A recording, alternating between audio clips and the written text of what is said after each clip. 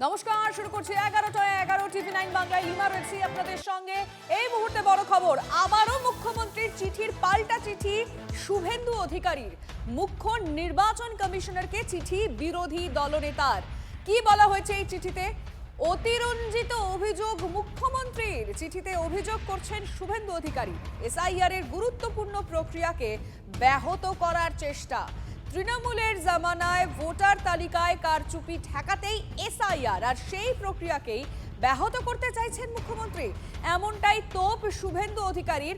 এই চিঠিতে, যে চিঠির ছবি আপনারা দেখতে পাচ্ছেন, তাতে এগুলি লিখেছেন শুভেন্দু অধিকারী। দেখুন, কিছুক্ষণ আগে আপনাদেরকে আমরা জানিয়েছিলাম মমতা বন্দ্যোপাধ্যায় চিঠি দিয়েছে এবং সেই চিঠির একেবারে শেষে হাতে লেখা রয়েছে যে চিঠির কোনো উত্তর আসবে না জানি, কিন্তু তাও বলা হলো। আর তারপরে আসছে যেটা জানতে পারা গেল, শুভেন্দু অধিকারী এবার পাল্টা চিঠি দিয়েছে।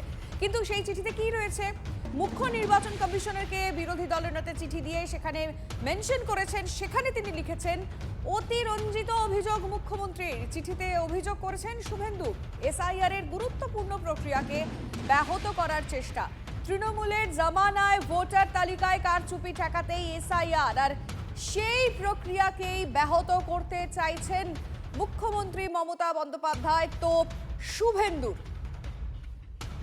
এখন এই মুহূর্তে দাঁড়িয়ে কমিশনের একের পর এক চিঠি যাচ্ছে, মানে বলা যায় যে পরিস্থিতিটা এই মুহূর্তে তৈরি হয়েছে, পত্রযুদ্ধ হচ্ছে। পত্রযুদ্ধই বলা যায়, কারণ একের পর এক চিঠি। প্রথমে মুখ্যমন্ত্রী মমতা বন্দ্যোপাধ্যায় চিঠি দিলেন এবং তারপরেই পাল্টা চিঠি দিলেন শুভেন্দু অধিকারী।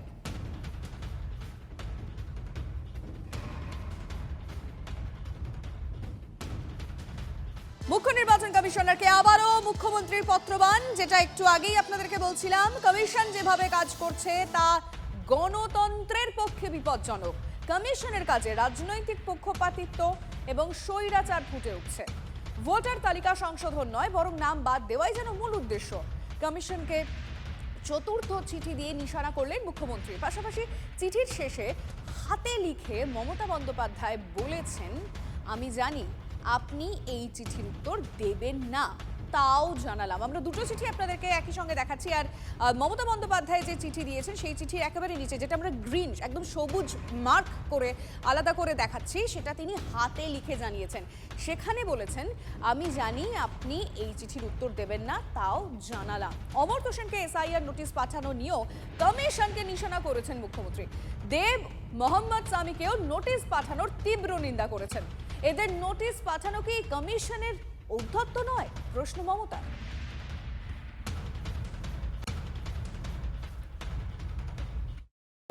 দলের সভানেত্রী, রাজ্যের মুখ্যমন্ত্রী মানুষের হ্যারাসমেন্ট নিয়ে চিফ ইলেকশন কমিশনারকে লিখেছেন, যেখানে উল্লেখযোগ্য কিছু বিখ্যাত মানুষের যেভাবে হ্যারাসমেন্টও হচ্ছে, মানুষের যে হ্যারাসমেন্ট হচ্ছে, ৭৭টি মৃত্যু হয়েছে এবং যারা একবারই মৃত্যু বরণ করছেন সেটা উল্লেখ করেছেন। সবচেয়ে বেশি মহিলারা, বিবাহিত মহিলারা, তারা যে তাদের হেনস্থার মুখে। মুখ্যমন্ত্রীও বলেছিলেন যে এই লজিক্যাল ডিসক্রিপেন্সিসটা তো আপনি লজিক্যালি কারেকশন করতে পারেন বিএলওকে সে পাওয়ারটা দিয়ে, কারণ ফর্ম বিলিয়েও তিনি করেছিলেন, ভরার ক্ষেত্রেও তিনি তার অগ্রণী ভূমিকা রয়েছে, তাহলে কারেকশনটাও দিতে হবে, কিন্তু তাকে তো সে ক্ষমতাটা দিতে হবে। এই যেন মুখ্যমন্ত্রী যেমন লিখেছে যে এটা কি শুধু এক্সক্লুশনারি, আপনি শুধু বাদ দিতে চান না অন্তর্ভুক্ত করতে চান ভোটারদের। মুখ্যমন্ত্রী তিনি চিফ ইলেকশন কমিশনকে লিখছেন, আমি কিন্তু উত্তরের অপেক্ষায় রইলাম, আপনি তো উত্তর দেবেন না। এর চেয়ে দুর্ভাগ্য হতে পারে না। সাধারণ মানুষের হেনস্থার কোনো বিষয় নেই। সাধারণ মানুষ কেউ সেরকম প্রতিবাদ করেনি। দু চারটে ঘটনা ঘটেছে যেগুলো বিচ্ছিন্ন ঘটনা। সাধারণ মানুষ চাইছে যে অনুপ্রবেশকারী মুক্ত, বাংলাদেশি মুসলমান মুক্ত ভোটার লিস্ট তৈরি হোক। বাংলাদেশি মুসলমানরা ভারতবর্ষের নাগরিক নন, তারা তাদের নাম ভোটার লিস্টে থাকা চলবে না। তার জন্য ফ্রি অ্যান্ড ফেয়ার ইলেকশনের জন্য, তার জন্য ত্রুটি মুক্ত ভোটার লিস্ট দরকার, এবং সেটা এসআইআর এর মাধ্যমে হচ্ছে।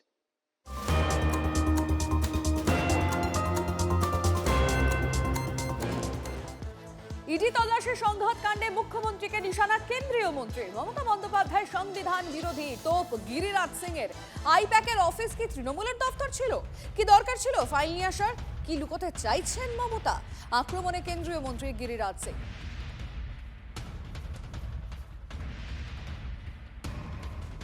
আরো একবার আপনাদের জানিয়ে রাখবো, গিরিরাজ সিং এর বক্তব্যের দিকে নজর, কারণ ইডি তল্লাশি সংঘাত কাণ্ডে এবার মুখ্যমন্ত্রীকে নিশানা কেন্দ্রীয় মন্ত্রীর। মমতা বন্দ্যোপাধ্যায় সংবিধান বিরোধী তো গিরিরাজ সিং এর আইপ্যাকের অফিস কি তৃণমূলের দফতর ছিল? আর কি বলছেন, কি দরকার ছিল ফাইল নিয়ে আসার, আর কি বলেছেন শুনবো। एक एक आदमी बंगाल का कह रहा है कि ममता बनर्जी संविधान विरोधी है। आज तक कहीं देखा है कि कोई मुख्यमंत्री जब ईडी के हाथों से ईडी वहां से सारे कागजात चुरा ले और बाहर बोले कि हमारा गुप्त, क्या आपका पार्टी दफ्तर था? वो उनको डर था कि गुप्त कागज मिलेगा तो अभिषेक बनर्जी फंस जाएगा, इसीलिए वो गई और सारे कागजात वहां से चुरा करके लेके चले आए डीजीपी को लेकर के। ये तो इतने बड़े डकैत है कि डीजीपी को लेकर के सारे कागजात चुरा ली। आखिर चुराने की जरूरत क्या पड़ी? গুন্ডার মতন কাজ করছে অমিত শাহ, নিজের বাহিনী পাঠাচ্ছে যেন নিজের লোক। ভারতবর্ষের আইন মেনে চলবে না কেন্দ্রীয় সংস্থা। আর এই গিরিরাজ সিং যারা হচ্ছে অমিত শাহর চামচাবৃন্দ, তারা অমনি বলে দিয়েছে তোমরা একটুখানি মিডিয়াটা গরম রাখো, কারণ হিতে বিপরীত হয়ে গেছে। পুরো বাংলার মানুষ বিজেপির বিরুদ্ধে চলে গেছে। প্রথমে এসআইআর, তারপর এই ইডির হানা। পুরো বাংলার মানুষ বিজেপি বিরোধী।